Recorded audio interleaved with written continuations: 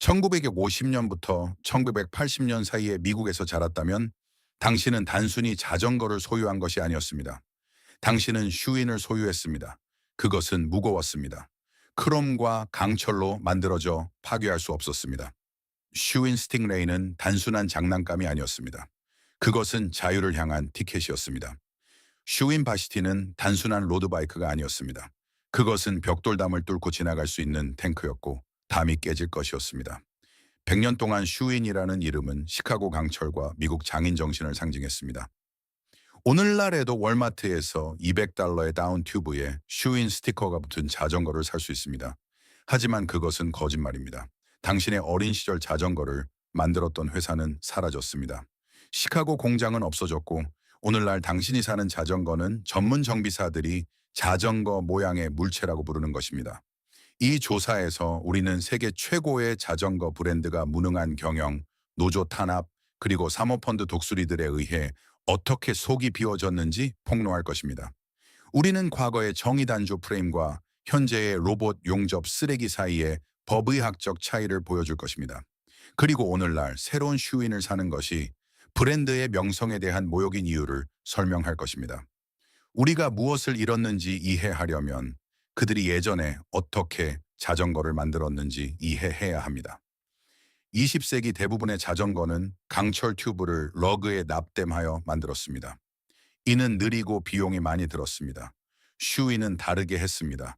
그들은 정의단조라고 불리는 공정을 발명했습니다.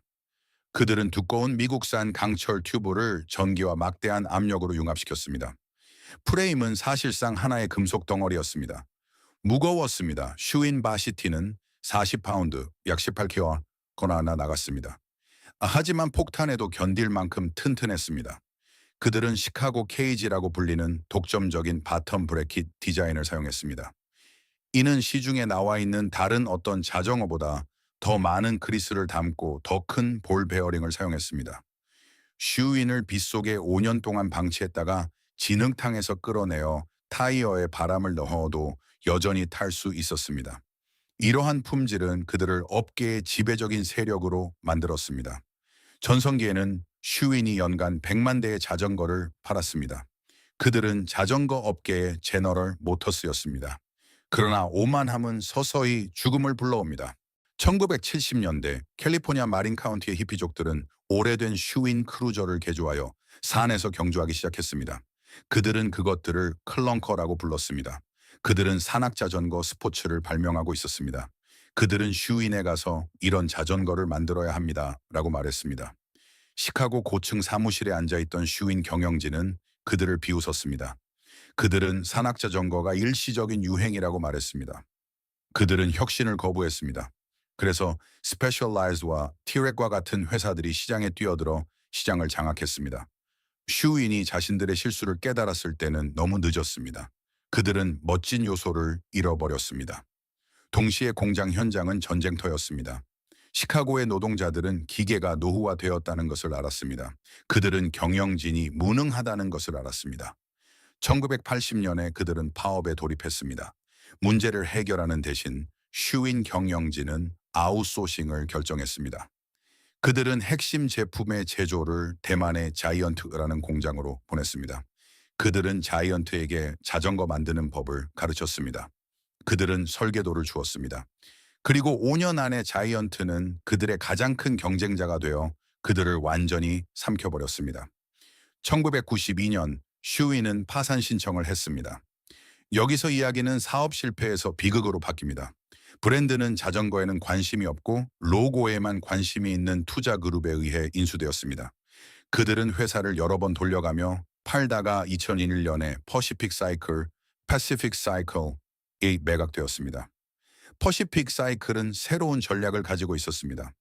그들은 수백만 명의 미국인에게 여전히 품질을 의미했던 슈윈이라는 이름을 월마트, 타겟, K마트에 들여놓았습니다. 이것이 브랜드가 죽은 순간입니다. 월마트에서 $150의 자전거를 팔려면 시카고 강철을 사용할 수 없습니다. 고급 베어링을 사용할 수 없습니다. 지구상에서 가장 저렴한 재료를 사용해야 합니다. 오늘날 슈윈을 산다면 당신은 재앙을 사는 것입니다. 전문 자전거 정비사들은 이런 것들을 BSO 또는 자전거 모양의 물체라고 부릅니다. 자전거처럼 보입니다. 바퀴와 체인이 있지만 타기 위해 설계된 것이 아닙니다. 팔기 위해 설계된 것입니다. 프레임은 스트레스를 받으면 휘어지는 부드럽고 저품질의 강철로 만들어집니다. 브레이크 레버는 손에 부러지는 플라스틱으로 만들어집니다. 변속기는 조정할 수 없는 스탬프 주석으로 만들어집니다. 하지만 진짜 문제는 조립입니다. 이 자전거들은 정비사가 조립하지 않습니다. 그들은 단위별로 급여를 받는 재고 관리원들에 의해 조립됩니다. 우리는 앞포크가 거꾸로 설치된 것을 봅니다. 핸들바가 헐거운 것을 봅니다. 자전거를 멈추지 않는 브레이크를 봅니다. 이것들은 단순히 품질이 낮은 것이 아닙니다. 위험합니다. 현대 월마트 슈윈을 실제 자전거 상점의 튜닝을 위해 가져가면 종종 수리를 거부할 것입니다. 왜 그럴까요?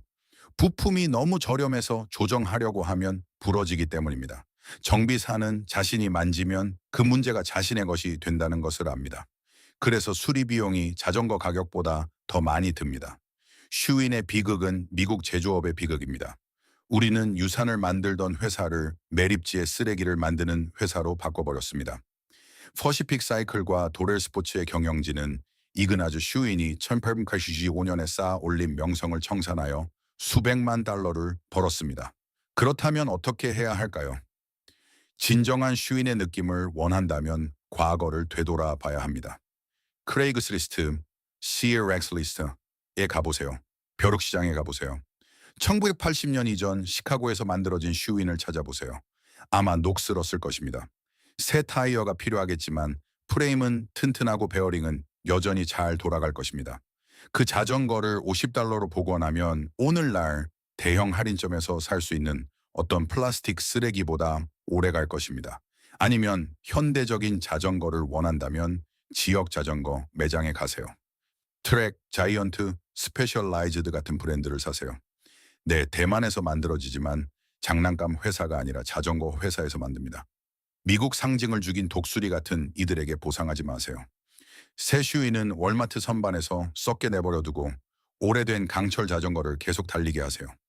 이 이야기가 차고에 있는 빈티지 기계를 보는 방식을 바꿨다면 채널을 구독하고 좋아요를 눌러주세요. 우리는 그들이 묻으려 했던 역사를 밝히고 있습니다. 유산을 계속 이어갑시다. 과거의 아이콘에 대한 다음 조사가 곧 도착할 예정입니다.